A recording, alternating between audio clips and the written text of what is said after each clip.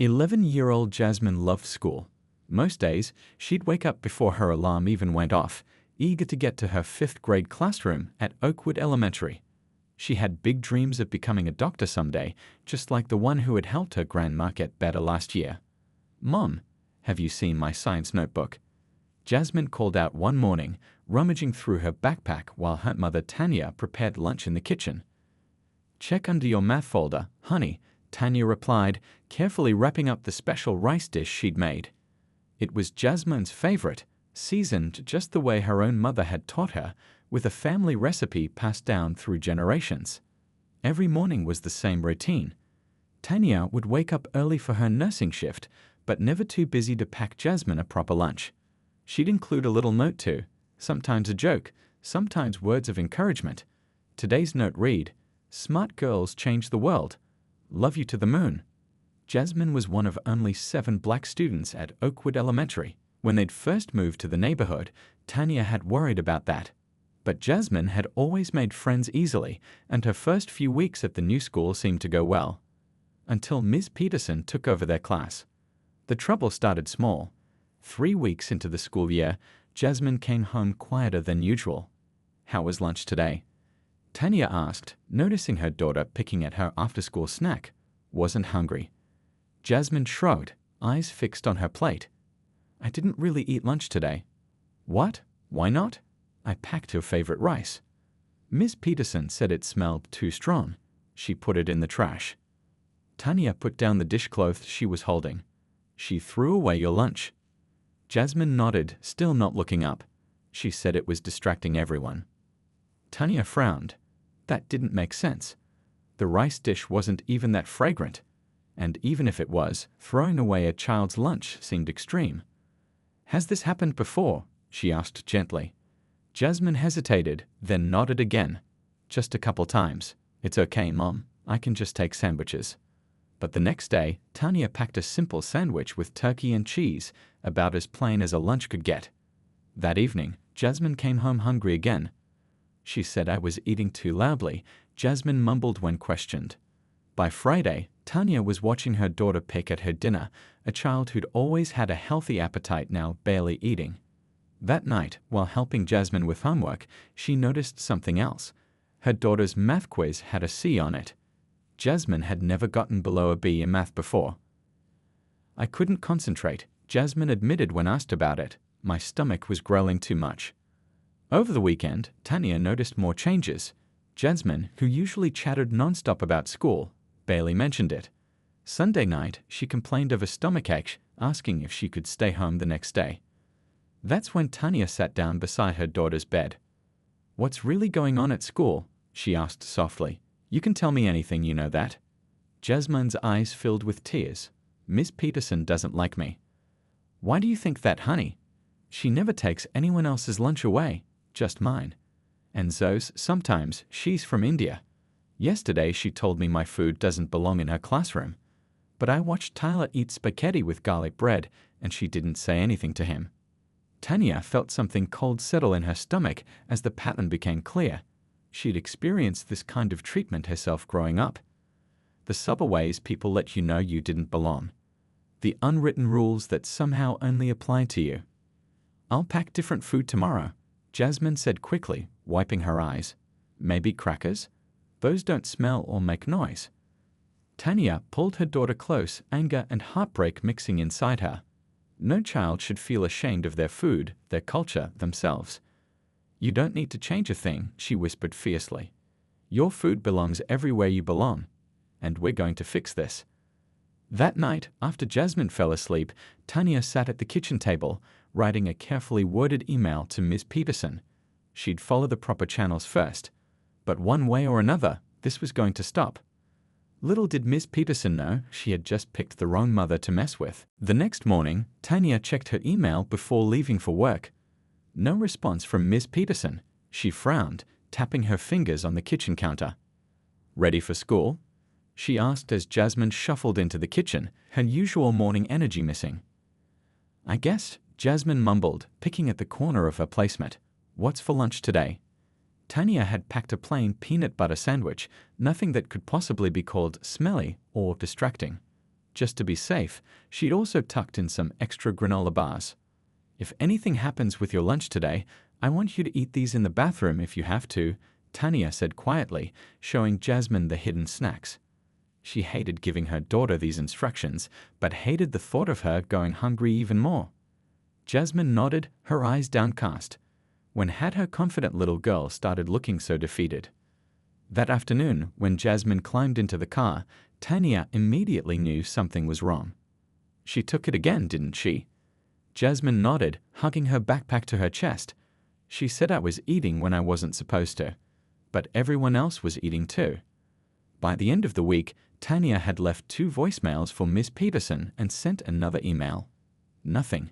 She finally called the school office directly and scheduled a parent-teacher conference for Monday afternoon. The weekend was rough. Jasmine, who usually loved their Saturday trips to the library, asked to stay home. On Sunday, she burst into tears when Tanya mentioned school the next day. "I don't want to go anymore," she sobbed. "Nobody else gets in trouble for everything. Just me." Tanya held her daughter close. "We're meeting with Ms. Peterson tomorrow. I promise this will get better." Monday afternoon, Tanya arrived at school 20 minutes early, dressed in her nursing scrubs. She'd come straight from her shift. She'd learned long ago that some people treated her differently when they knew she was a healthcare professional. Ms. Peterson kept her waiting for 15 minutes past their scheduled time. When Tanya finally entered the classroom, the teacher barely looked up from her desk. "Mrs. Williams, I only have about 10 minutes. I have another meeting soon." Tanya took a deep breath, reminding herself to stay calm. "I appreciate you making time. I'm concerned about Jasmine's lunches being taken away. She's coming home hungry almost every day." Ms. Peterson sighed, as if the conversation was already tiresome. "Jasmine needs to follow classroom rules like everyone else. Our lunchtime policies are very clear." "What policy says her food can be thrown away?" Tanya asked. "Mrs. Williams, certain foods are simply too disruptive for a learning environment. The smell can be overwhelming." She wrinkled her nose slightly. "We have standards to maintain." Tanya leaned forward. "My daughter has brought sandwiches, plain sandwiches, and those were taken too." Perhaps Jasmine is exaggerating. Children often do. "Are you calling my daughter a liar?" Tanya felt her professional composure slipping. Ms. Peterson's smile didn't reach her eyes. "I'm saying Jasmine seems to have trouble adjusting to our school culture. She's very sensitive. I've spoken with other parents. None of their children have had their lunches confiscated." "Well, their children's lunches don't cause disruptions." "What exactly is disruptive about Jasmine's lunch that isn't disruptive about the other children's lunches?" Tanya asked directly. Ms. Peterson's smile tightened. "Mrs. Williams, I understand that. Different families have different food customs, but this is a place of learning, not a place to showcase different foods. Perhaps Jasmine could bring something more normal." Tanya felt a cold wave wash over her. There it was, what had been lurking beneath the surface all along. "Normal?" she repeated quietly. "My daughter's food is perfectly normal, Miss Peterson. It's just not what you're used to, and that's not Jasmine's problem. That's yours." Ms. Peterson stood up. "I think we're done here. I've tried to be accommodating, but if you're going to be combative." "Accommodating? You've been singling out my daughter for weeks." "Mrs. Williams, I treat all my students exactly the same." Tanya gathered her purse, her hands shaking slightly with anger. "No, you don't. And we both know why." Walking to her car, Tanya felt tears of frustration threatening.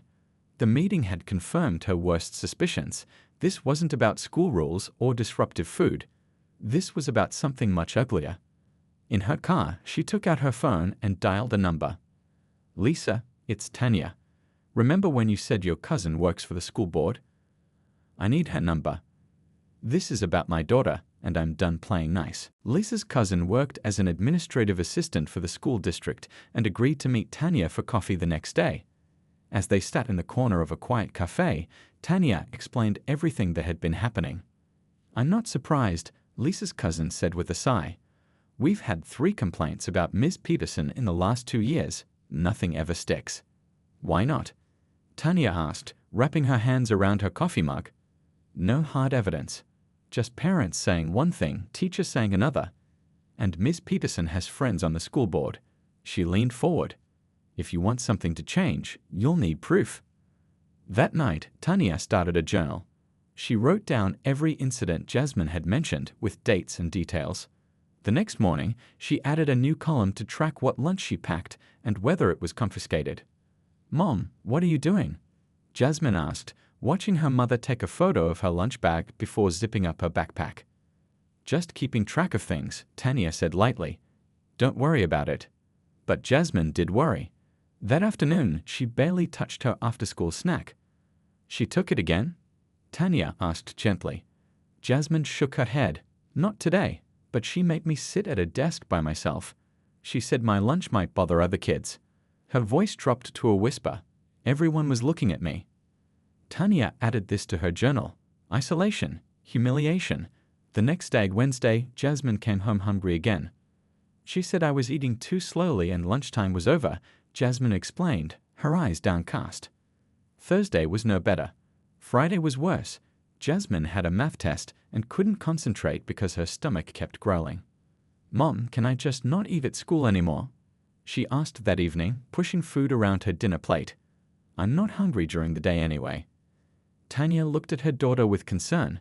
"Honey, you're always hungry. You're a growing girl." "Not anymore," Jasmine mumbled. That's when Tanya realized something else was happening. Jasmine wasn't just missing lunches, she was starting to link food with shame and embarrassment. This had gone beyond unfair treatment. It was affecting her daughter's relationship with eating. On Saturday, Tanya drove to a different part of town and stopped at a small cafe. Inside, she spotted who she was looking for, Mrs. Chen, whose daughter Zoe was the only other student Ms. Peterson regularly targeted. "Thank you for meeting me," Tanya said as she sat down. Mrs. Chen nodded nervously. "I'm not sure what I can do to help. We don't want trouble." "Neither do I," Tanya assured her. "But our daughters are going hungry at school." "That's already trouble." Slowly, Mrs. Chen began to share similar stories. Zoe's traditional Chinese lunches had been called smelly and inappropriate. Once, Ms. Peterson had made a show of opening windows after Zoe opened her thermos. "Did you report it?" Tanya asked. Mrs. Chen looked down. "We tried. The principal said he would look into it. Nothing changed." "What about other parents? Have you talked to them?" "They don't see it," Mrs. Chen said quietly. "Their children don't have these problems." On the drive home, Tanya called her friend David, who worked as a civil rights attorney. "It's textbook discrimination," he said after hearing her story. "But school cases are tricky without solid evidence. It's her word against yours." "So what do I do?" Tanya asked, frustration mounting. "Document everything. Get witnesses if possible." And he paused. "This might be controversial, but have you considered recording what's happening?" "Is that legal?" "In your state, yes. You can record conversations you're part of.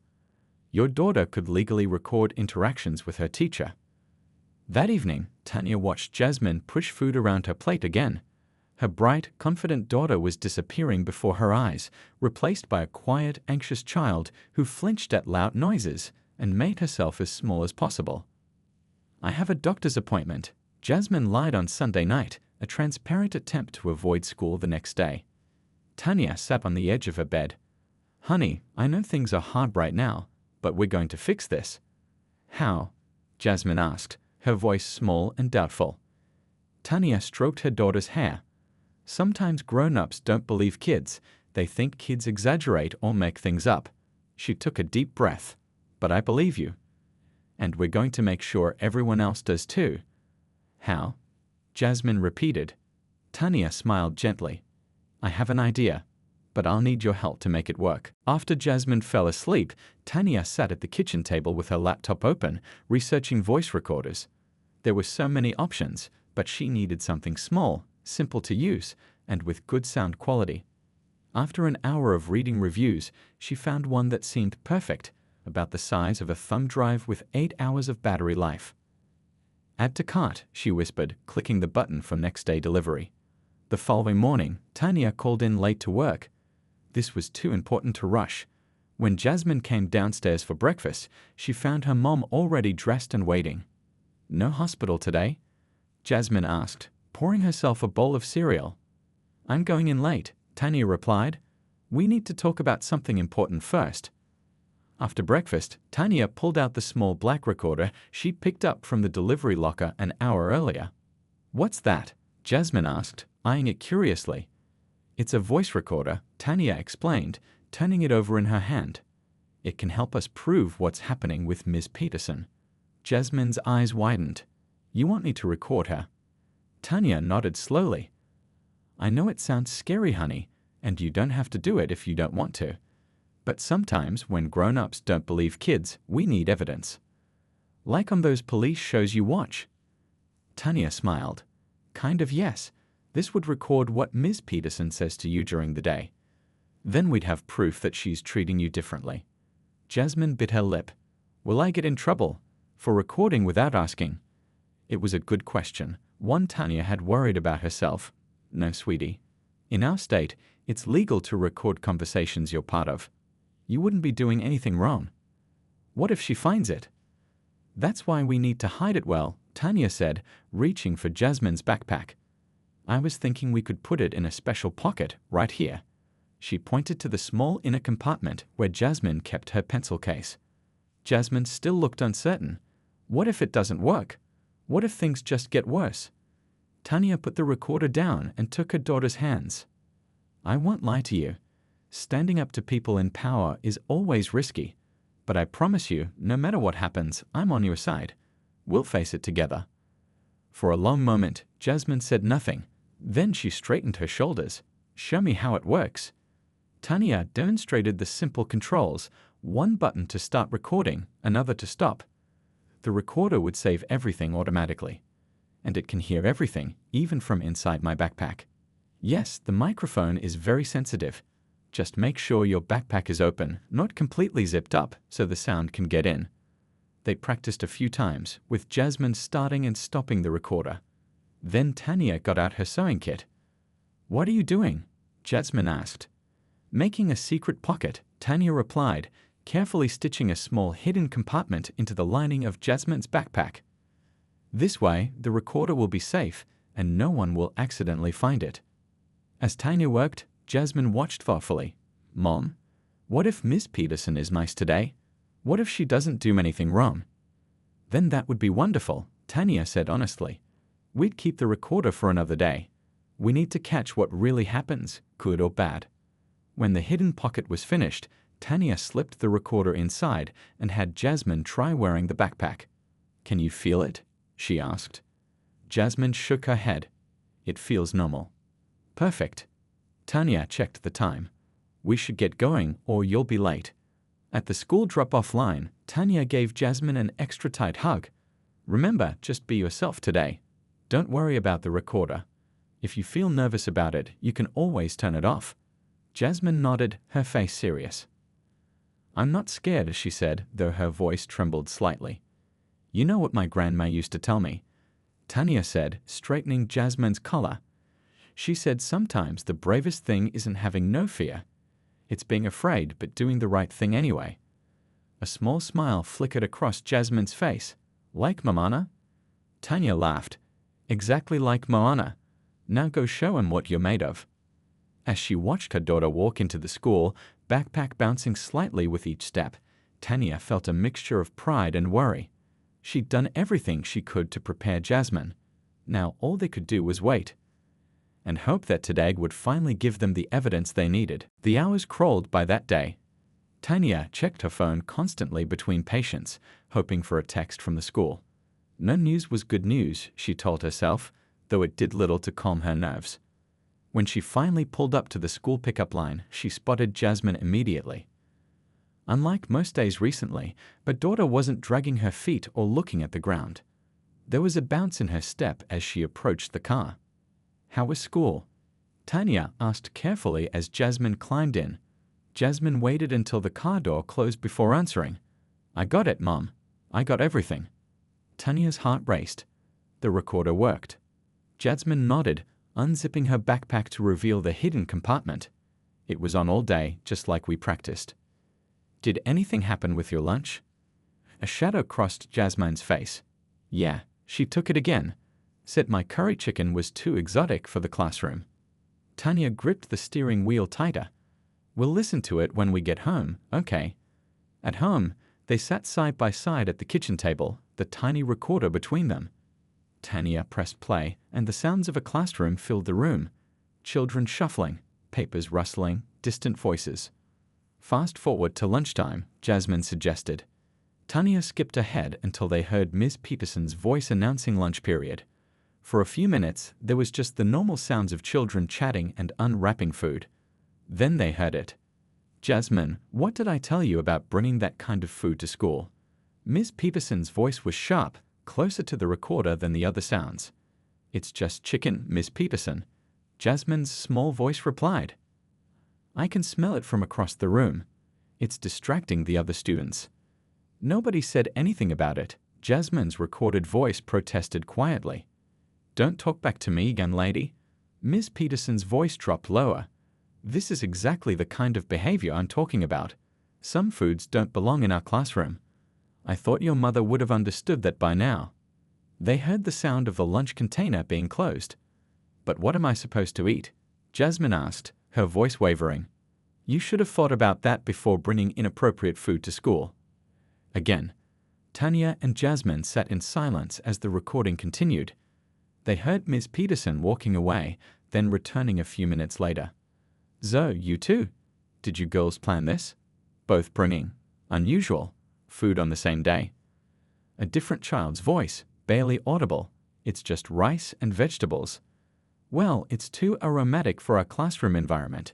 You know our policy. There's no policy about food smells, the girl named Zoe said quietly. A moment of silence, then Ms. Peterson's voice, colder now. Are you correcting me? More shuffling sounds, then both of you will have to learn that in this classroom we follow American customs.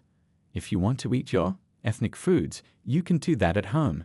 Jasmine reached over and stopped the recording. Her hand was trembling. She said, American customs, Jasmine whispered. But Tyler's mom is from Italy, and he brings spaghetti all the time.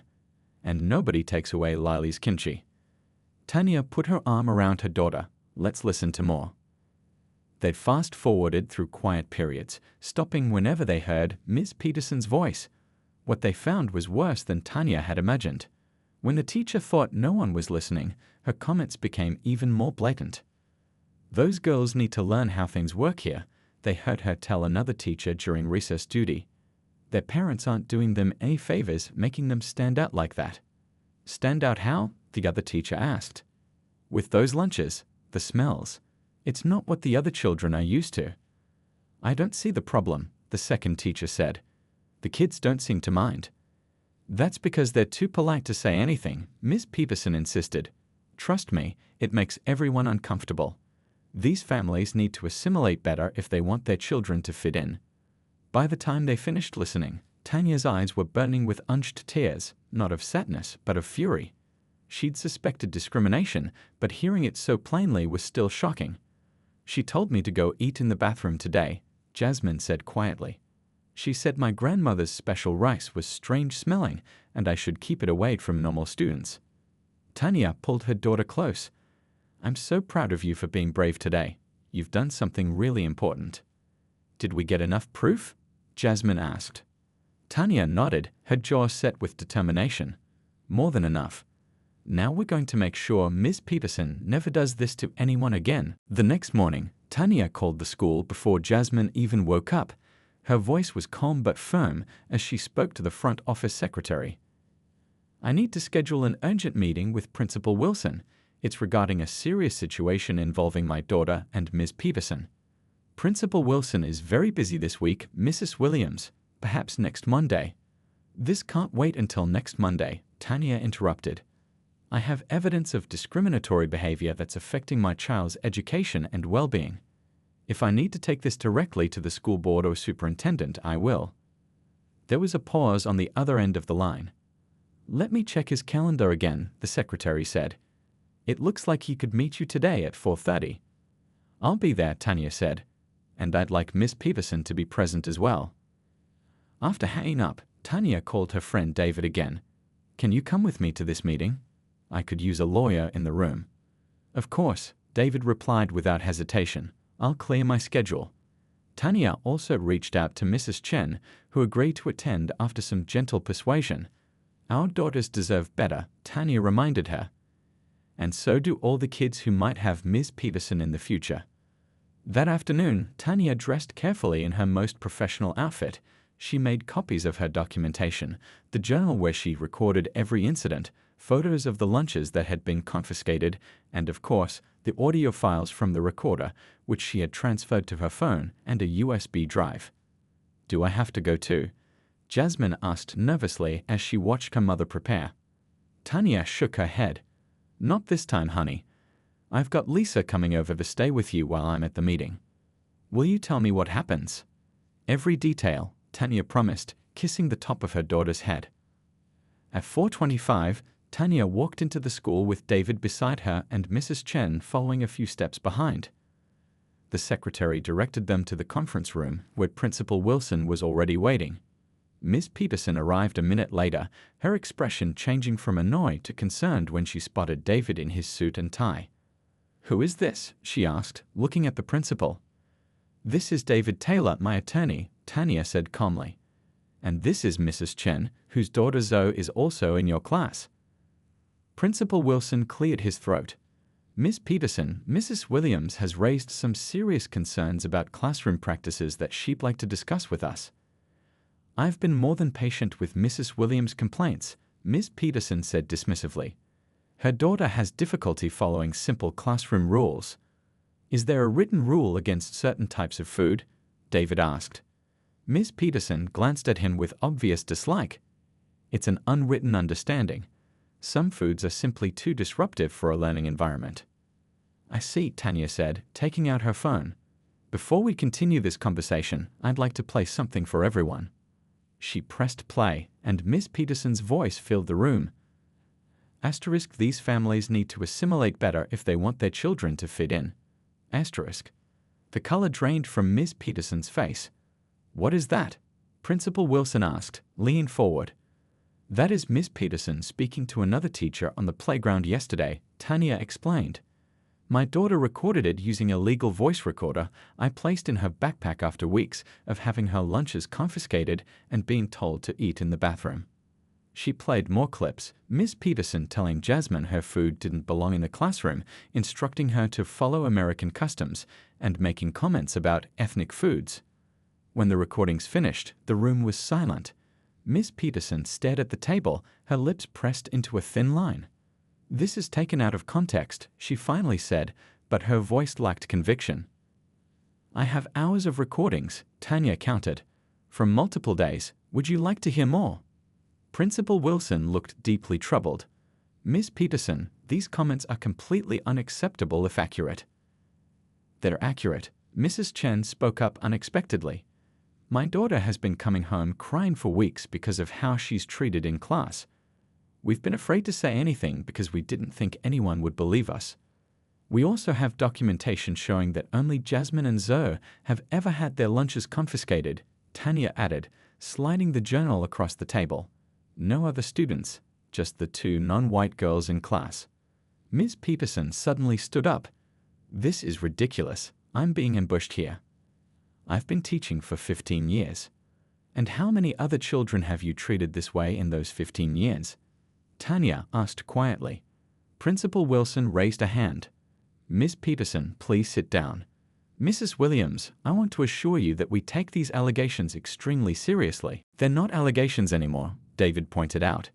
You've heard the evidence yourself. Ms. Peterson sank back into her chair, her face a mixture of anger and fear as she finally realized the gravity of the situation. Jasmine sat on the front steps, swinging her legs back and forth as she waited for her mom to pull into the driveway. When Tanya's car finally appeared, Jasmine jumped up, unable to contain her curiosity any longer. How did it go? What happened? Did they believe you? The questions tumbled out as Tanya stepped out of the car. Tanya smiled, the exhaustion on her face mixed with satisfaction. They believed us, baby. Come inside and I'll tell you everything. Over hot chocolate at the kitchen table, a special treat for a special day, Tanya explained how the meeting had unfolded after she played the recordings. Principal Wilson was shocked, really shocked. He kept saying he had no idea this was happening. Did Ms. Peterson get fired? Jasmine asked, her eyes wide. Not yet, Tanya explained gently. There's a process for these things, but she's been removed from the classroom while they investigate. So I won't see her tomorrow. No, honey, you'll have a substitute teacher for a while, and then they'll find someone new. Jasmine stirred her hot chocolate thoughtfully. What about the other kids? Will they know why she's gone? The school won't tell them exactly what happened, but Principal Wilson is going to talk to all the classes about respect and treating everyone fairly. Tanya reached across the table and squeezed her daughter's hand. You did something really brave, Jasmine. You stood up not just for yourself, but for other kids too. That night, Jasmine slept better than she had in weeks. The next morning, she actually ate breakfast without being reminded. Somebody's hungry today, Tanya observed with a smile. I'm not afraid to be hungry at school anymore, Jasmine replied simply. When they arrived at school, Principal Wilson was standing at the entrance, greeting students. He nodded respectfully to Tanya and gave Jasmine a kind smile. Good morning, Jasmine. We're looking forward to having you in class today. The substitute teacher, Mrs. Winters, was a gentle older woman with warm eyes and a soft voice. She welcomed Jasmine with genuine kindness and made a point of coming to sit with her at lunch. That rice dish looks delicious, she said, admiring Jasmine's lunch. My neighbor makes something similar. Does it have turmeric in it? Jasmine nodded, surprised. I thought so. Such a wonderful spice. My neighbor taught me how to cook with it last summer. For the first time in months, Jasmine ate her entire lunch at school. The changes didn't stop there. A week later, Principal Wilson announced that the school would be hosting a multicultural food festival. Parents were invited to share dishes from their cultural backgrounds, along with stories about the food's significance to their families. Do you think Grandma would come and bring her special jollof rice? Jasmine asked Tanya excitedly. I'm sure she would love to, Tanya said, already reaching for her phone to call her mother. The food festival was scheduled for a Friday afternoon. Jasmine's grandmother arrived early, dressed in her most colorful traditional outfit, multiple containers of fragrant rice carefully packed. I made extra, she told Jasmine with a wink. People always want seconds of my jollof. She was right. Their table became one of the most popular at the festival. Children and parents alike lined up to sample the dish, asking questions about the ingredients and preparation. Jasmine stood proudly beside her grandmother, explaining how the recipe had been passed down through generations. Mrs. Chen and Zoe were there too, sharing dumplings made from a family recipe. The two girls, united by their shared experience, had become fast friends. As Tanya watched her daughter confidently serving food and chatting with her classmates, she felt a tap on her shoulder. It was Principal Wilson. I wanted to thank you, he said quietly. What you did took courage. It made us look hard at some things we've been overlooking. Did you decide about Ms. Peterson? Tanya asked. The principal nodded. She won't be returning to our school. And we're implementing mandatory cultural sensitivity training for all staff. He looked out at the bustling festival. This should have been happening all along. Later, as they were packing up, Jasmine's new teacher, Mrs. Washington, stopped by their table. Jasmine has been such a joy in class, she told Tanya. Yesterday, she volunteered to present first during our science demonstrations. Her confidence is blooming. On the drive home, with Grandma dozing in the back seat, Jasmine looked out the window thoughtfully. Mom, I think I still want to be a doctor when I grow up. That's wonderful, Tanya said. You'd be an amazing doctor. But I also want to help kids who are being treated unfairly, Jasmine continued. Kids who don't have moms brave enough to fight for them like you fought for me. Tanya felt her eyes filling with tears. You know what, Jasmine? I think you're going to change the world someday. Jasmine smiled. Maybe. But first, can we have more of Grandma's rice for dinner? I'm still hungry. And for once, those words filled Tanya's heart with joy instead of worry.